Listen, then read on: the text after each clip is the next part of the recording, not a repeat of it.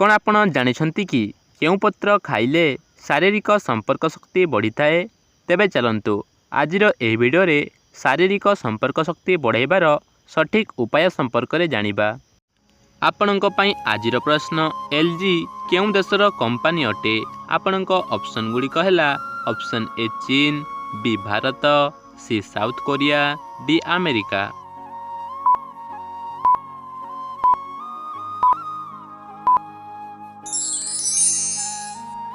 ଆପଣଙ୍କର ସମୟଟି ସମାପ୍ତ ହୋଇସାରିଛି। ତେବେ ଏହାର ସଠିକ୍ ଉତ୍ତରଟି C South Korea. LG South Korea ଦେଶର କମ୍ପାନୀ ଅଟେ। ତେବେ ଚାଲନ୍ତୁ ଦେଖିନେବା ପରବର୍ତ୍ତୀ ପ୍ରଶ୍ନ। କେଉଁ ଜୀବ ମଣିଷ ପରି ଭିଡ଼ିଓ ଗେମ୍ ଖେଳେ? ଆପଣଙ୍କ ଅପସନ୍ ଗୁଡ଼ିକ ହେଲା ଅପସନ୍ ଏ କୁକୁର, ବି ମାଙ୍କଡ଼, ସି ଗାଈ, ଡି ହାତୀ।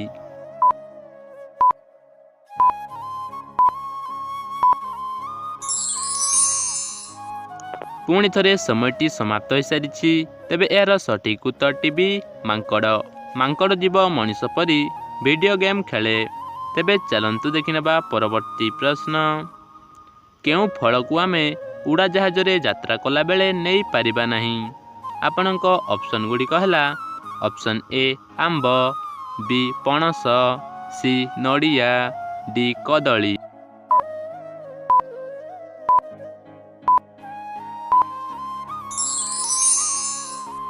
ସମୟଟି ସମାପ୍ତ ହୋଇସାରିଛି। ତେବେ ଏହାର ସଠିକ୍ ଉତ୍ତରଟି ସି ନଡ଼ିଆ। ନଡ଼ିଆ ଫଳକୁ ଆମେ ଉଡ଼ାଜାହାଜରେ ଯାତ୍ରା କଲାବେଳେ ନେଇପାରିବା ନାହିଁ। ତେବେ ଚାଲନ୍ତୁ ଦେଖିନେବା ପରବର୍ତ୍ତୀ ପ୍ରଶ୍ନ। ଟମାଟୋ ଖାଇଲେ ମନୁଷ୍ୟକୁ କେଉଁ ଭିଟାମିନ୍ ମିଳିଥାଏ? ଆପଣଙ୍କ ଅପସନ୍ ଗୁଡ଼ିକ ହେଲା option A vitamin C, B vitamin E, C vitamin A, D vitamin D.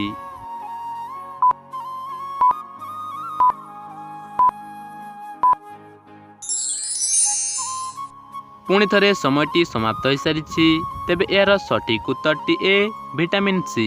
Tomato ଖାଇଲେ ମନୁଷ୍ୟକୁ ଭିଟାମିନ୍ ସି ମିଳିଥାଏ। ତେବେ ଚାଲନ୍ତୁ ଦେଖିନେବା ପରବର୍ତ୍ତୀ ପ୍ରଶ୍ନ। କେଉଁ ଗଛ ସବୁଠାରୁ ଅଧିକ ଅମ୍ଳଜାନ ଦେଇଥାଏ? ଆପଣଙ୍କ ଅପସନ୍ ଗୁଡ଼ିକ ହେଲା ଅପସନ୍ ଏ ବରଗଛ, ବି ନିମ୍ବ ଗଛ, ସି ତୁଳସୀ ଗଛ, ଡି ଅଶ୍ୱତଥ ଗଛ।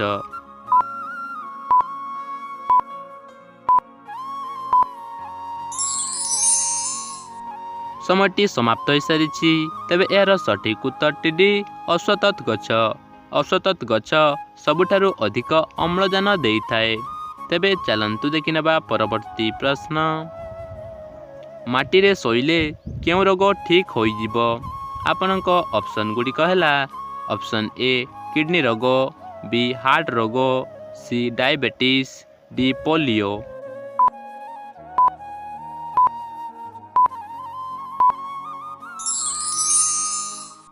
ଆପଣଙ୍କ ସମୟଟି ସମାପ୍ତ ହୋଇସାରିଛି। ତେବେ ଏହାର ସଠିକ୍ ଉତ୍ତରଟି ସି ଡାଇବେଟିସ୍। ମାଟିରେ ଶୋଇଲେ ଡାଇବେଟିସ୍ ରୋଗ ଠିକ୍ ହୋଇଯିବ।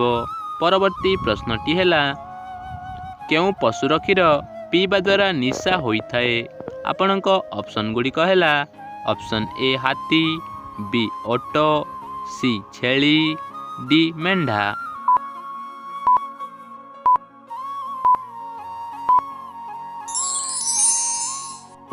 ପୁଣି ଥରେ ଆପଣଙ୍କ ସମୟଟି ସମାପ୍ତ ହୋଇସାରିଛି। ତେବେ ଏହାର ସଠିକ୍ ଉତ୍ତରଟି ଏ ହାତୀ। ହାତୀ ପଶୁର କ୍ଷୀର ପିଇବା ଦ୍ୱାରା ନିଶା ହୋଇଥାଏ। ପରବର୍ତ୍ତୀ ପ୍ରଶ୍ନଟି ହେଲା ଜ୍ୱର ମାପକ ଯନ୍ତ୍ରକୁ କ'ଣ କୁହାଯାଏ?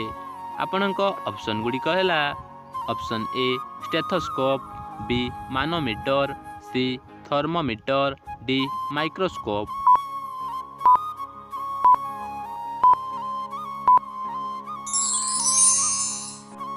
ଆପଣଙ୍କର ସମୟଟି ସମାପ୍ତ ହୋଇସାରିଛି।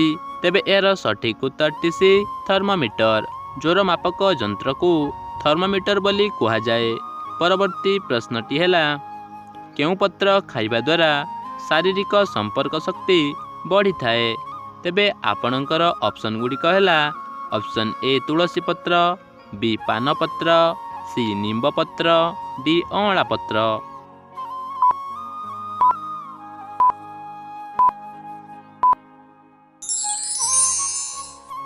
ଆପଣଙ୍କର 5 ସେକେଣ୍ଡର ସମୟ ଅବଧି ସମାପ୍ତ ହୋଇସାରିଛି। ତେବେ ଏହାର ସଠିକ୍ ଉତ୍ତରଟି ବି ପାନପତ୍ର।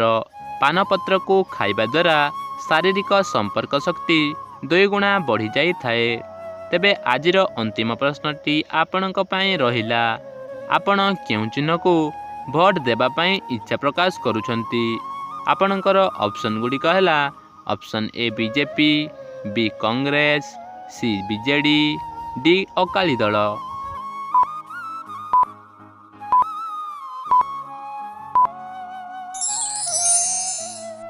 ତେବେ ଏହାର ସଠିକ୍ ଉତ୍ତରଟି ଯଦି ଆପଣଙ୍କୁ ଜଣାଅଛି ତାହେଲେ କମେଣ୍ଟ ମାଧ୍ୟମରେ ନିଶ୍ଚୟ ଜଣାନ୍ତୁ ଏବଂ ଆଜିର ଏହି ଭିଡ଼ିଓରେ କେତୋଟି ପ୍ରଶ୍ନର ସଠିକ୍ ଉତ୍ତର ଦେଇପାରିଲେ ତାହା ମଧ୍ୟ କମେଣ୍ଟ କରି ନିଶ୍ଚୟ କୁହନ୍ତୁ।